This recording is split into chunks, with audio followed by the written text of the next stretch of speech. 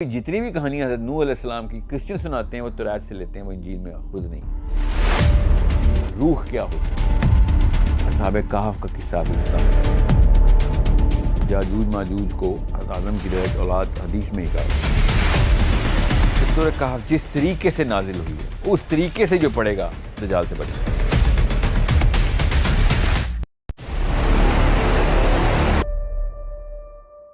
موسیٰ اور خضر کے واقعے میں نا جو اصل میں نقطہ ہے نا اینڈ آف ٹائم سے ریلیٹڈ، اور نبی علیہ السلام سورہ کہف ہی کا بتا رہے ہیں کہ یہ ہے تمہارا بچاؤ۔ یہ مسلمان کو اچنبا نہیں ہونا چاہیے کہ دجال جب جس طریقے سے زندہ کر رہا ہوگا تو ہمیں پتا ہوگا کہ یار ہمیں پتا ہے کہ تو جدھر سے تو انٹر ہو ایگزٹ ہو رہا ہے وہاں پہ مری ہوئی مچھلیاں پہلے بھی زندہ ہوئی ہیں، ٹھیک ہے؟ اس کے لیے نبی ہونے کی ضرورت نہیں ہے یا خدا ہونے کی ضرورت نہیں ہے۔ مسلمان اپنی کتاب پہ ایمان نہیں رکھتے، کلمے کے پیچھے 10 نیکیاں ہیں بس وہ عربی میں رٹا مار کے پڑھ لیا کرو۔ ہم نے اصحاب کہف کا جو واقعہ ہے اور حضرت موسیٰ علیہ السلام کا خضر علیہ السلام سے جو واقعہ ہے ان دونوں کو تو دیکھ لیا ہے، تو اس میں ایک بہت تفصیل سے ایک اور واقعہ بھی آ رہا ہے، وہ حضرت ذوالقرنین کا ہے۔ جی ہاں، تو اس کا دجال یا اینڈ آف ٹائم سے کیا لنک بن رہا ہے؟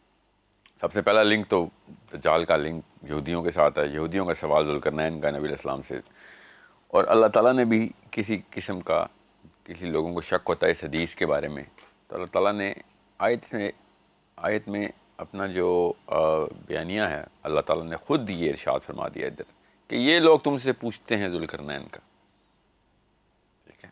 وہ یہ کون لوگ ہیں یہ تو ہمیں پتہ ہے اس حدیث کے تھرو، یہ وہ یہودی ہیں۔ تو یہ ذوالقرنین کا کیوں پوچھ رہے ہیں، اصحاب کہف کا کیوں پوچھ رہے ہیں، ٹھیک ہے؟ اب لنک تو یہی ہے کہ کیونکہ یہ چیک کر رہے ہیں کہ تم ہمارا مسیحا تو نہیں ہے، یہ وہی سوال ہے نا۔ تو ذوالقرنین نے کیا پوچھا انہوں نے ذوالقرنین کا جو کچھ بھی پوچھا اللہ تعالیٰ نے کہا ہے اس میں سے کچھ میں تمہیں بتاتا ہوں، ان سے کہو کہ میں ان میں سے کچھ اس کا ذکر کرتا ہوں، میں جو تم پوچھ رہے ہو پوری کی پوری تفصیل نہیں تمہیں بتاؤں گا، تمہیں بس اتنا سا حصہ بتاؤں گا کہ تمہیں پتہ چل جائے کہ ہمیں پتہ ہے ذوالقرنین نے کیا کیا۔ اب چونکہ سورہ کہف میں ہمارے لیے استعمال کرنا تھا یہ سارا معاملہ، ٹھیک ہے؟ سورہ کہف یہودیوں کے لیے تو نہیں، مسلمانوں کے لیے آئی ہے نا، تو ہمیں جو کام کی چیزیں ملی ہیں نا اس میں سے وہ چابیاں ہم نے اٹھانی ہیں اس میں، اور وہ ہے ذوالقرنین کا پورا لنک کی، مطلب اس سے زیادہ ڈائریکٹ لنک تو ہو نہیں سکتا کہ یہ سوال دجال کے پیروکاروں نے سوال پوچھا کہ ہمیں بتاؤ کہ کیا تم ہمارے مسیحا ہو کہ نہیں، اور ہمارے مسیحا نے یہ جواب دیا، ان کو کیا جواب دیا اللہ تعالیٰ بتا رہے ہیں کہ بتائیں ان کو کہ یہ تم سے پوچھتے ہیں تو میں ان میں سے اس تمہارے ذوالقرنین کے بارے میں کچھ واقعہ اس پورے کے پورے واقعے میں سے کچھ بتاتا ہوں تمہیں۔ اور یہ لوگ تم سے ذوالقرنین کے بارے میں پوچھتے ہیں، کہہ دو کہ میں ان کا کچھ حال تمہیں پڑھ کر سناتا ہوں۔ علیکم منہ ذکر، ٹھیک ہے جی۔ واقعہ یہ کہ ہم نے ان کو زمین میں اقتدار بخشا تھا اور انہیں ہر کام کے وسائل عطا کیے تھے۔ رک جائیں یہاں پہ آ کے، بس سب مسلم امہ رک جائے، یہ ترجمہ دوبارہ پڑھیں۔ واقعہ یہ ہے کہ ہم نے ان کو زمین میں اقتدار بخشا تھا اور انہیں ہر کام کے وسائل عطا کیے تھے۔ اس اردو میں تو یہ اس کا کیا مطلب ہے ہر کام؟ اب میں ایک پاکستانی ہونے کے ناطے آپ سے پوچھ رہا ہوں، ہر کام کے وسائل بخشے تھے، اس کا کیا مطلب ہے؟ پیسے بہت تھے ان کے پاس؟ ہر کام کے وسائل بخشے تھے، محاورہ سمجھ تو نہیں آ رہا، جیسے کل پاور، مطلق پاور دے دی گی۔ کیا مطلب ہے اس کا؟ کسی ایک انسان کو آپ کل پاور ہے اس وقت دنیا میں؟ سمجھ لیں دے دیتے ہیں کسی کو تو وہ کیا کر لے گا؟ یہ ہے اصلی جو ردمہ، جو بیریئر ہے نا یہاں پہ ہے امہ کا سورہ کہف کے ساتھ۔ میں نے کسی وجہ سے یہاں پہ ردمہ کا لفظ استعمال کیا، سورہ کہف کا ہی لفظ ہے، وہ بیریئر ہے جو کہ ہم کراس نہیں کر سک رہے ہیں۔ اللہ تعالیٰ اس آیت میں عربی میں کیا ارشاد فرما رہے ہیں ادھر آپ پڑھیں، آپ کو پتہ چلے، میں آپ کو بتاتا ہوں۔ ان مکننا لہو فی الارض، کہ ہم نے دنیا میں اس کو قائم کر دیا۔ He is established over the land, he is the owner of the land, he is the king of the land. Zulqarnain کے تابع ہے ساری دنیا۔ یہاں پہ آیت کا یہ والا حصہ پورا مکمل ہو چکا ہے، اب جو کچھ ارض میں ہے وہ اب قائم کر دیا گیا ذوالقرنین کے لیے، ٹھیک ہے؟ آگے آیت کچھ اور کہہ رہی ہے، اب ارض کی بات نہیں ہو رہی، آگے اللہ تعالیٰ آیت میں کچھ اور ارشاد فرما رہے ہیں کہ وَآتَيْنَهُ مِن كُلِّ شَيْءٍ سَبَبًا، اور یہ تو دے دیا دنیا میں جو کچھ تھا وہ تو دے دیا، اور ہم نے اس کو کیا دیا وہ اللہ تعالیٰ بتا رہے ہیں کہ اور ہم نے اس کو سبب عطا کیا. ٹھیک ہے, اب سبب کیا ہے؟ وسائل. سمجھ لیں آپ نے جو جن بھی شیخ کا ترجمہ آپ نے رکھا ہوا ہے اپنے پاس, مجھے مودودی صاحب کا ہے, مولانا تقی عثمانی صاحب کا ہے. تقی عثمانی صاحب نے یہاں پہ جو عربی کا لفظ ہے نا کہ من کل شیء سببا, اس کا ترجمہ انہوں نے کیا ہے. کیا انہوں نے کیا, آپ نے کیا پڑھا؟ وسائل. نہیں وہ جملہ پورا کیا ہے؟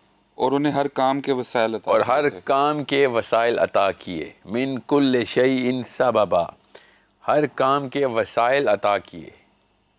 تقی عثمانی صاحب کہہ رہے ہیں من کل شیء سببا کا مطلب ہے ہر کام کے وسائل عطا کیے.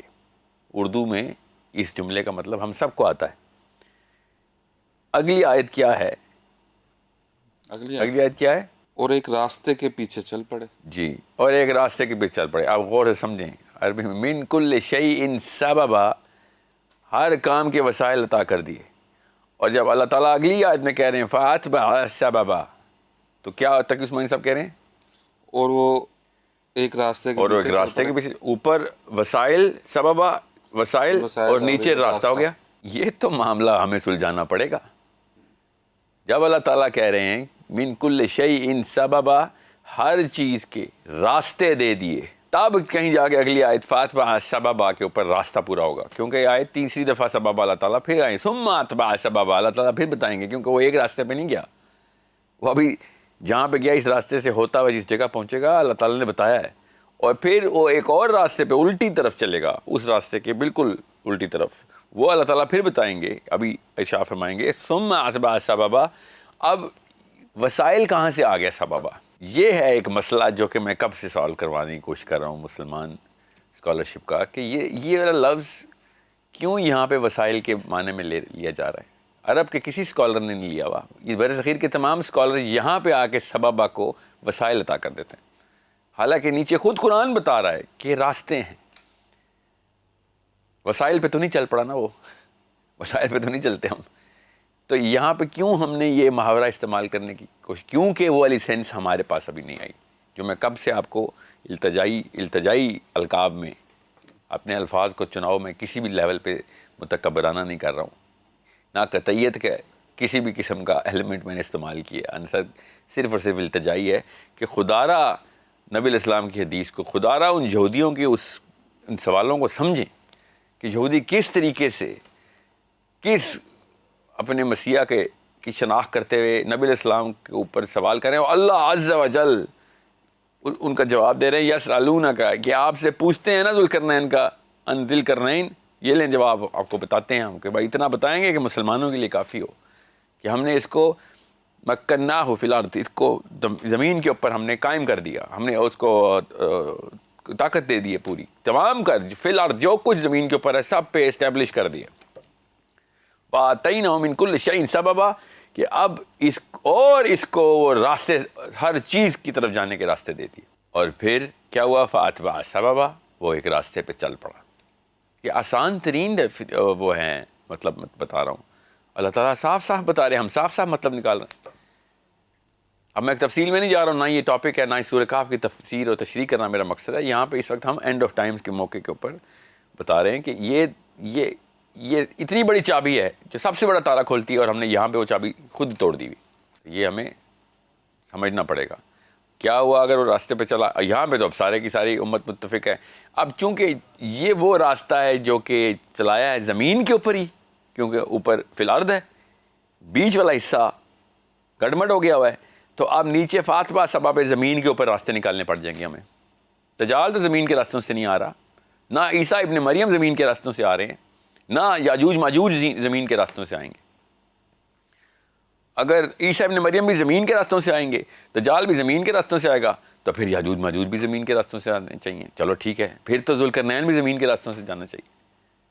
مگر اللہ تعالیٰ نے یہ تخصیص الگ طریقے سے بتایا کہ انا مکناہ فی الارض, کہ اس کو ہم نے زمین کے اوپر جو ہے نا وہ اسٹیبلش کیا, اور پھر اس کو کیا عطا کیا ہے؟ وہ راستے عطا کیے جو کہیں اور جاتے ہیں. ان میں سے ایک راستے پہ یہ گیا ہے. تو یہ ابھی زمینی ٹریول نہیں بنتا ادھر سے, وہ اس راستے پہ کیا ہوا ہے ابھی پتہ چل جائے گا وہ زمینی راستہ ہے کہ نہیں. یہاں تک کہ جب وہ سورج کے ڈوبنے کی جگہ پہنچے جی تو انہیں تو دکھائی زمین دی۔ پہ کون سے ایسا علاقہ ہے جہاں پہ سورج ڈوب جاتا ہے؟ کوئی بھی نہیں، سمندر سے دیکھ کے کہا جا سکتا ہے کہ وہ ڈوب رہا ہے سمندر۔ جی ہاں، آپ شاعرانہ طریقے سے نا بات کریں، اللہ تعالیٰ شاعری تو نہیں کر رہے نا ادھر کے زمین پہ آ کے بتا رہے ہیں، اللہ بتا رہے ہیں کہ سورج کدھر ڈوبتا ہے، ٹھیک ہے؟ ذوالقرنین نہیں بتا رہا، یہ اللہ بتا رہے ہیں۔ اللہ تعالیٰ اگر یہ ذوالقرنین کہتا اپنی فوج سے کہ ہم اس جگہ پہ پہنچ گئے، دیکھو سورج ڈوب رہا ہے، نہ تو پھر تو میں کہتا ہاں چلو مطلب لیا جا سکتا ہے، تب بھی نہ میں لیتا، مگر لیا جا سکتا۔ اللہ عز و جل بتا رہے ہیں کہ سورج کدھر ختم ہوتا ہے، ختم ہوتا تو اللہ کو پتہ ہے کہ زمین کے کسی حصے میں سورج نہیں آ کے ڈوب جاتا، سورج دور ہے، زمین اسی کے چکر لگا رہی ہے۔ آج تک غیر مسلم چھلانگے مار رہے ہیں مسلمان اسکالرشپ کے اوپر، اور ایسے لاجواب ہو کے بیٹھے ہوئے ہیں، کیونکہ ہر بندہ پوچھتا ہے مسلمانوں سے کہ تمہارے قرآن میں تو لکھا ہے کہ سورج ایک مرکی واٹر میں جا کے ڈوب جاتا ہے، اور یہ کیا جواب دیتے ہیں کہ کئی دفعہ ایسے لگتا ہے جب آپ سورج ساحل سمندر پہ کھڑے ہوں تو پانی میں جب سورج ڈوبتا ہے تو پانی کالا ہو جاتا ہے، تو باقی جگہ نہیں لگتا، تو بس اس جگہ اس جن سمندروں پہ جس موسم میں لگتا ہے اس موسم کی آیت ہے، ہر دفعہ تو ایسے نہیں لگتا، اور اگر سمجھنے لگتا بھی ہے تو کیا اصل میں پانی میں ڈوب رہا ہوتا ہے سورج؟ ہمیں بھی پتا ہے نا اصل میں پانی میں ڈوب رہا تھا۔ اور تیسری بات، ذوالقرنین کیا پہلی دفعہ سمندر کے اس پہ آیا تھا؟ پوری زمین کے اوپر اسٹیبلش کنگ ہے وہ، اس کو یہ نہیں پتا کہ جہاں سے میں دیکھ رہا ہوں سورج کو ڈوب ہوتے ہوئے، اس سے آگے جاؤں گا تو سورج وہاں نہیں ڈوبا ہوگا، اس کے آگے زمین کا کرہ اور ہے۔ یہ سب باتیں آسان ہیں، مشکل نہیں ہے، مشکل تب ہوتی ہیں جب اس طرح کی تشریحات کی جائیں۔ میں صحابہ کرام رضوان اللہ علیہم کی میں تمام تر ڈائریکٹ ٹیسٹیمنی بھی ساتھ ساتھ بتا دوں گا کسی اور موقع پہ۔ صحابہ بھی یہ مطلب نہیں لیتے تھے، قرآن پاک خود بتا رہا ہے تو وہ کیوں یہ مطلب لیں گے؟ قرآن پاک کیا کہہ رہا ہے کہ ذوالقرنین جب ایک سبابہ پہ گیا ہے تو آگے کیا ملا اس کو؟ سورج کے ڈوبنے کی ایک مقام ہے جہاں پہ سورج نے جا کے ڈوب جانا ہے، جہاں پہ سورج ختم ہوتا ہے، وہ اس کانسٹلیشن کے پاس پہنچا ہے جہاں پہ اس کو ایک قوم ملی ہے۔ اس لیے میں بار بار کہتا ہوں نا مسلمانوں سے کہ حضرت عیسیٰ کے بارے میں آپ نے کیا امیجری کی ہوئی ہے؟ حضرت عیسیٰ کو آسمانوں پہ اٹھایا ہوا ہے؟ جی اٹھایا ہوا ہے، تو کیا کہاں ہے وہ؟ کسی نہ کسی جگہ پہ ہے نا وہ۔ وَرَفَعْنَا مَكَانًا عَلِيًّا، کس کے بارے میں؟ سورہ مریم میں حضرت ادریس کے بارے میں، کہ حضرت ادریس کو اوپر کے کسی مکان میں رکھا ہوا ہے ہم نے، ہواؤں بادلوں میں نہیں رکھا ہوا، اپنے اسی جسم مبارک کے ساتھ عیسیٰ ابن مریم زندہ ہیں، کسی اور جگہ پہ رہ رہے ہیں، وہاں سے واپس آئیں گے وہ۔